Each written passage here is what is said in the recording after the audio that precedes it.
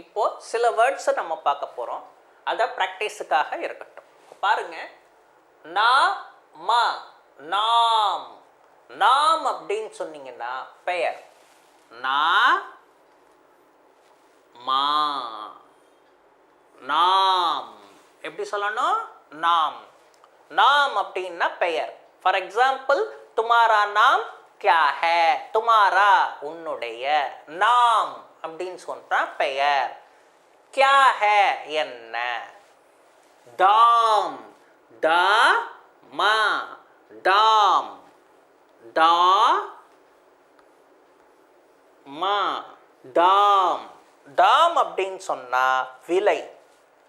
அடுத்தது மா தா மாதா. மாதா அப்படின்னு சொன்னா அம்மா. மா தா மாதா.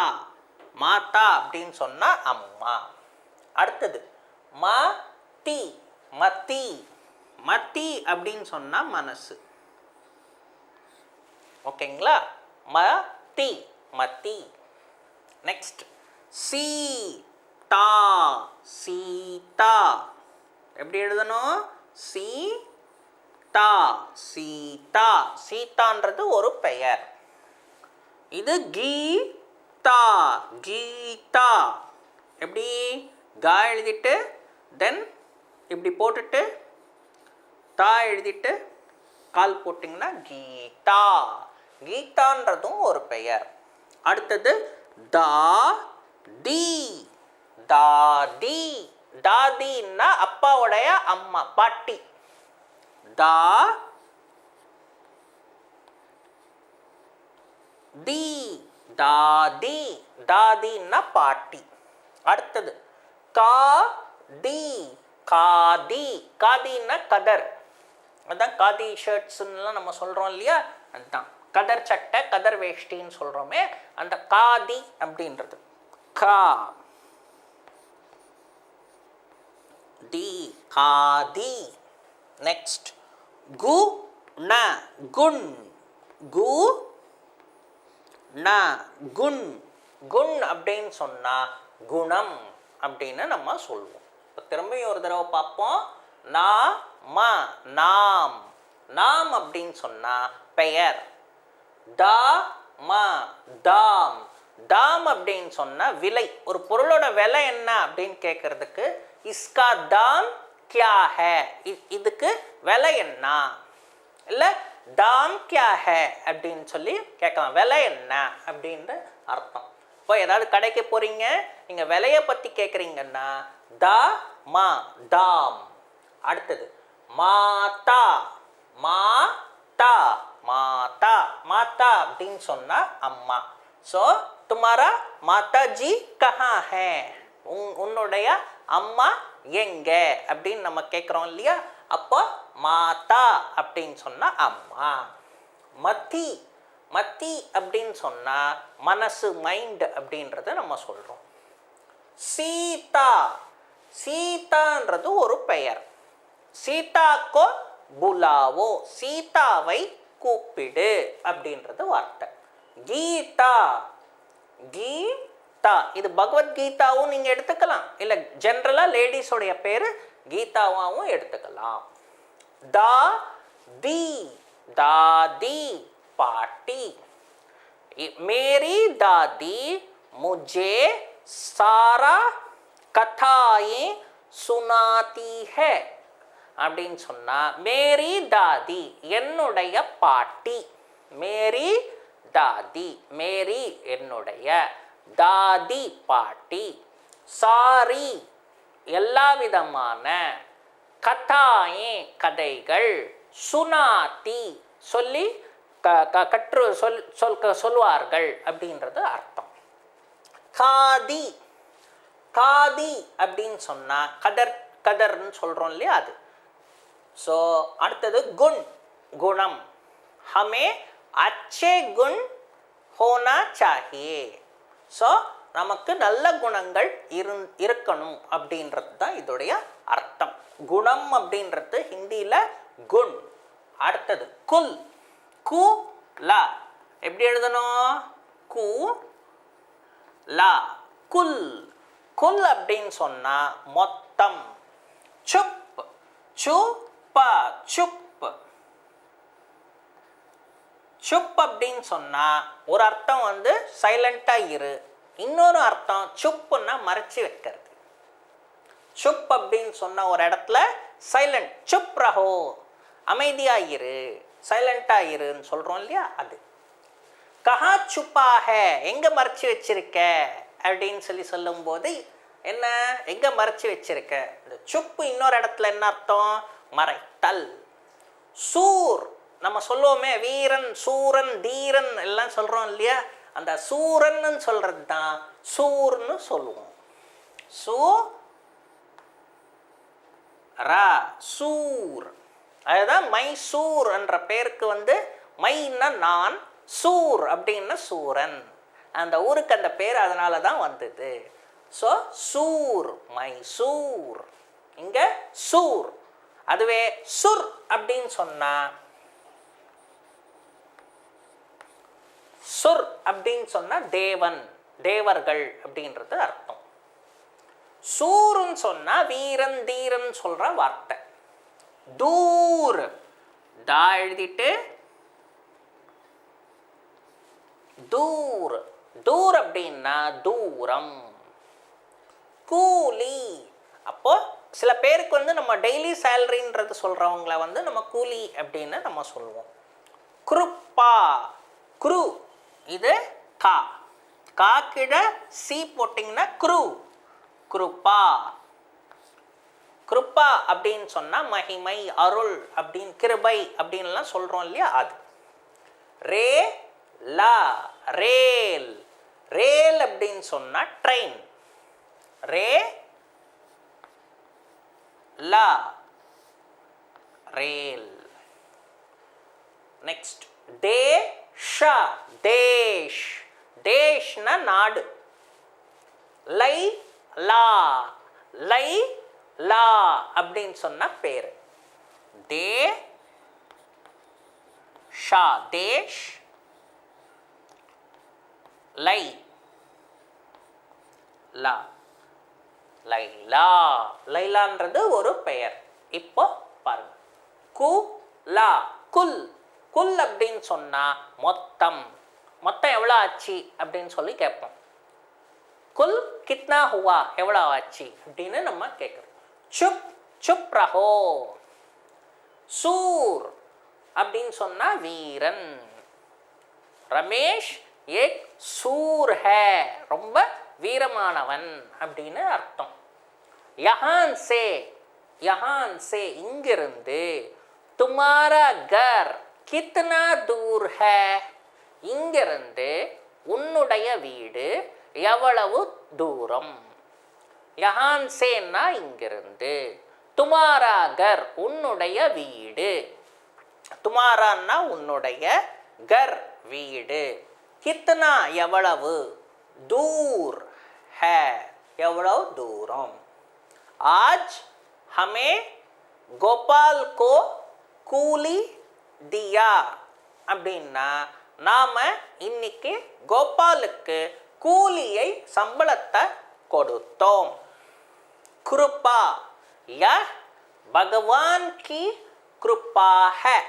இது यह பகவான் கி கடவுளின், கிருப்பை அருள் அப்படின்றது தான் இந்த கிருப்பா.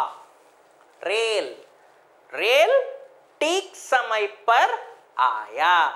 ட்ரெயின் கரெக்ட் டயத்தில் வந்தது. रेल ठीक समय पर கரெக்டான நேரத்திற்கு வந்தது அப்படின்றது ஆயா. தேஷ் ஹமாரா தேஷ் பாரத் है நம் நாடு பாரதம். அடுத்தது லைலா. லைலான்றது ஒரு பெயர். அடுத்தது கோயல். கோ யா இல். இது வரைக்கும் 2 letter வேர்ட்ஸை பார்த்தீங்க. இனிமேல் நம்ம இங்கே 3 letter வேர்ட்ஸும் மிக்ஸ் பண்ணி நம்ம பார்க்க போகிறோம். இப்போ பார்த்தீங்கன்னாக்கா கோ யா லா கோயல். கோயல் அப்படின்னு சொன்னீங்கன்னா குயில். அடுத்தது மவுத். மவுத். மவுத் அப்படின்னு சொன்னா மரணம், மிருத்யு. ஹிந்தியில மிருத்யு மவுத் அப்படின்னு சொல்லுவோம். ஔர், ஔ எழுதிட்டு ரா, ஔர், ஓர் அப்படின்னு ஹிந்தியில பேசும்போது வரும். அடுத்தது ஔர் அப்படின்னு சொன்னா மற்றும். அடுத்தது கம்ஸ்.